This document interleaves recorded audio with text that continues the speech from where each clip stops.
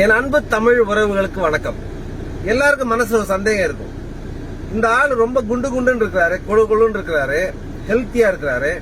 இந்த மனுஷன் ஃபிட்டா நல்ல ஸ்லிம்மா இருந்தாரு, இவருக்கு ஹார்ட் அட்டாக் வந்துடுச்சு. இந்த ஆள் பாக்கெட்டா சிகரெட் ஊதுறாரு. இந்த ஆளுக்கு எந்த கெட்ட பழக்கம் இல்லாம இருக்கிறாரு. கெட்ட பழக்கம் இல்லாத ஆளுக்கு ஹார்ட் அட்டாக் வந்துட்டு இவருக்கு நல்லா இருக்கிறாரு. இந்த ஆளு நல்ல பிசிக்கலி ஆக்டிவா இருக்காரு, ஜிம்முல வச்சே ஹார்ட் அட்டாக் வந்துடுச்சு. இந்த ஆள் தூங்கி இருக்காரு, இவர் நல்லா இருக்கிறாரு.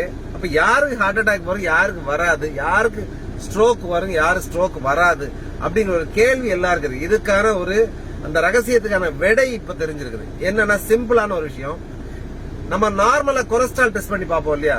HDL, LDL, VLDL, TGL, நல்ல கொலஸ்ட்ரால், கெட்ட கொலஸ்ட்ரால், இதையும் தாண்டி ஒரு கொலஸ்ட்ரால் இருக்குது, லிப்போப்ரோட்டீன் A.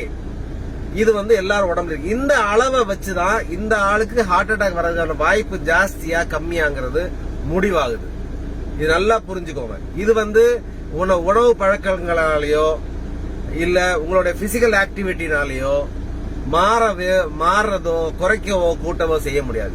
இது உங்களுக்கு மரபு வழியா நம்ம தாய் தந்தையர் மூலமாக வரக்கூடியது.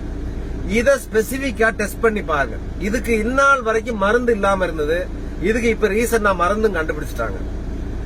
இந்த லிப்போப்ரோட்டீன் A ஸ்பெஷலா டெஸ்ட் பண்ணி பாருங்க. குறிப்பாக ஃபேமிலி ஹிஸ்டரி, உங்களுக்கு ஹார்ட் அட்டாக் பிரச்சனை உங்க ஃபேமிலி இருக்குன்னா கண்டிப்பா டெஸ்ட் பண்ணி பாருங்க.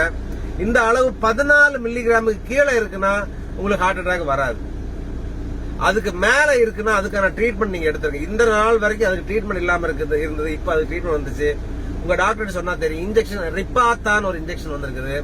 அதே மாதிரி அடுத்த ஒரு இன்ஜெக்ஷன் வரப்போகுது. இன்ஜெக்ஷன் என்கிளிசிரான் ஒரு இன்ஜெக்ஷன் வரப்போகுது. இதெல்லாம் போட்டீங்கன்னா இது ஒன்னாலதான் இந்த லிப்போப்ரோட்டீன் A அளவை குறைக்க முடியும். இது நாள் வரைக்கும் இந்த கொலஸ்ட்ரால் மருந்துகள் அட்ரோவாஸ்டாட்டின், ரோசுவாஸ்டின் இதுகள்னால இதை குறைக்க முடியாது. உங்க டயட் கண்ட்ரோல்னால மாறாது, எக்ஸசைஸ்னால குறையாது. ஆனா இந்த மருந்துகளால குறைக்க முடியும். ஆனா இந்த மருந்துகள் இப்பதான் லான்ச் ஆனதுனால இது கொஞ்சம் காஸ்ட்லி. ஒரு இன்ஜெக்ஷன் 20,000 ரூபாய், ஒரு மாசத்துக்கு ஒரு இன்ஜெக்ஷன் போட்டுட்டு இந்த லிப்போப்ரோட்டீன் லெவல் A அந்த 14 மில்லிகிராம் கீழையும் உங்களுடைய கெட்ட கொலஸ்ட்ரால் அளவு LDL அளவா 55 கீழே வச்சுட்டீங்கன்னா உங்களுக்கு ஹார்ட் அட்டாக்கோ ஸ்ட்ரோக்கோ வராதோங்கிற கேரண்டியோட உங்க வாழலாம். இந்த விஷயத்தை எல்லாருக்கும் பரப்புங்க. வசதி வாய்ப்புகள் இருக்குதுன்னா கண்டிப்பாக இந்த அளவை டெஸ்ட் பண்ணி பார்த்து லிப்போப்ரோட்டீன் A, LDL இது ரெண்டையும் டெஸ்ட் பண்ணி பார்த்துட்டு அந்த நார்மல் லெவல்ல விடையும் ஜாஸ்தியா இருந்தா அதுக்கான இன்ஜெக்ஷன் போட்டுட்டீங்கன்னா நீங்க சேஃபா இருக்கலாம். இந்த ரகசியத்துக்கான விடைய அனைவருக்கும் தெரியுமாறு இதை அதிகம் பகிரவும். நன்றி, வணக்கம்.